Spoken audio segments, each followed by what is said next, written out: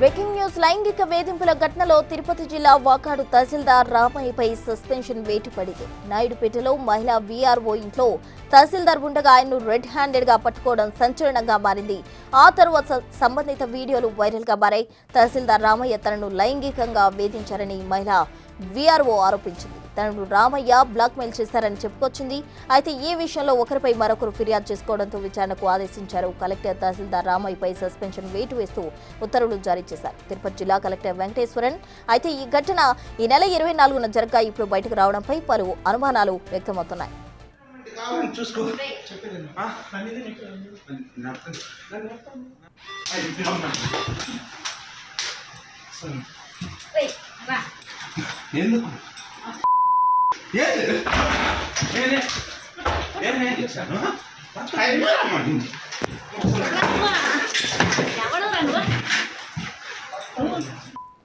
ఇదే అంశానికి సంబంధించి పూర్తి వివరాలు మా ప్రతినిధి సురేంద్ర అందిస్తారు. నెల్లూరు నుండి సురేంద్ర.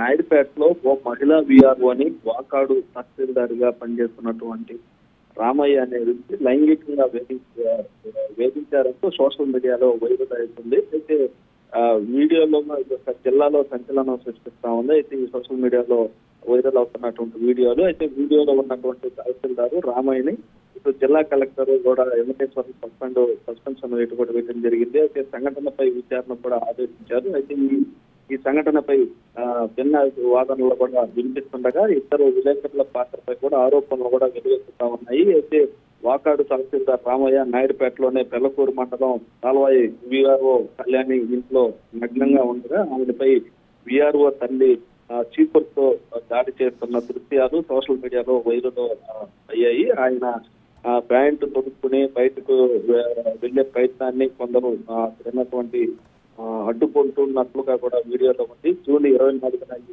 సంఘటన జరిగినట్లుగా కూడా సమాచారం తెలుస్తా ఉంది. అయితే 31వ తేదీ వీడియోలు సోషల్ మీడియాలో వైరల్ అవడం పైన కూడా పలు అనుమానాలు వెలువెత్తుతా ఉన్నాయి. మరోపక్క ఈ యొక్క పెళ్లకూరు మండలం తహసీల్దార్ గా రామయ్య పనిచేస్తున్నప్పటి నుంచి కూడా తన లైంగికంగా వేధిస్తున్నారని వీఆర్ఓ కళ్యాణి ఇంట్లో ఆరోపిస్తున్నారు. తన తల్లికి ఈ విషయం చెప్పడంతో 24వ తేదీన తన ఇంటికి వచ్చి లైంగికంగా దాడికి దిగారని చెప్పారు. దాంతో తనకు సన్నిహితులైనటువంటి ఇద్దరు విలేకరులు ఫోన్ చేసి పిలిపించామని కూడా తెలుపుతా ఉన్నారు. అయితే ఇటు ఈ యొక్క ఘటన పైన కూడా విలేకరుల పాత్ర పైన అనేక ఆరోపణలు కూడా వెలువడుతున్నాయి. ఈ సంఘటన పైన విలేకరులు ఇటు పాత్ర విమర్శలు సోషల్ మీడియాలో వెలువడుతున్నట్టు నేపథ్యంలో 24వ తేదీ సంఘటన జరిగితే ఇన్ని రోజులు లేదని ప్రశ్నిస్తున్నారు.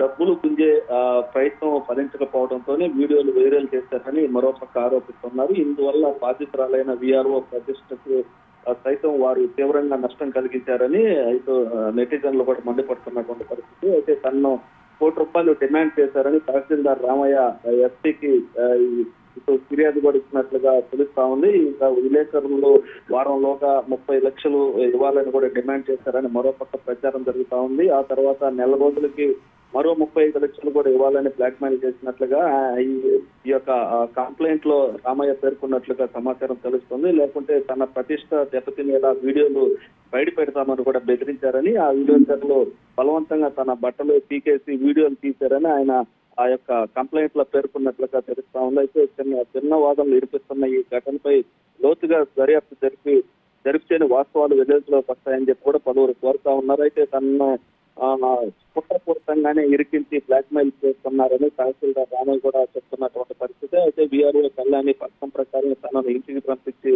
ఇద్దరు విలేకరులతో కలిసి తన నుంచి పెద్ద ఎత్తున డబ్బులు వసూలు చేయాలని కూడా ఈ యొక్క పథకం వేశారని చెప్పి మరో పక్క తహసీల్దార్ చెప్తున్నారు. అయితే ఎన్నికలకు ఈ యొక్క వైరల్ అవుతున్నట్టు వీడియోల పైన ఇటు వీఆర్ఓ కళ్యాణి చేసినటువంటి ఫిర్యాదులను పరిగణలోకి తీసుకొని కలెక్టర్ వెంకటేశ్వరను గురువారం రాత్రి తహసీల్దార్ రామయ్యను కూడా సస్పెన్షన్ చేయడం జరిగింది. అయితే విచారణకు సైతం ఆదేశించడం జరిగింది. తిరుపతి కలెక్టరేట్ లోనే స్పెషల్ డిప్యూటీ కలెక్టర్ గా పనిచేస్తున్నటువంటి రోజమాండని విచారణ అధికారిగా ఇవ్వడం జరిగింది. అయితే ఫిర్యాదుతో ఇటు ఎస్పీ హర్షవర్ధన్ రాజు కూడా విచారణకు ఆదేశించినట్లుగా స్పెషల్ బ్రాంచ్ సిఐకి విచారణ బాధ్యతలు అప్పగించినట్లు కూడా సమాచారం తెలుస్తుంది.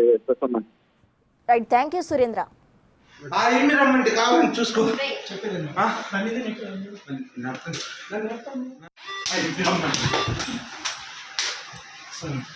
వెయ్.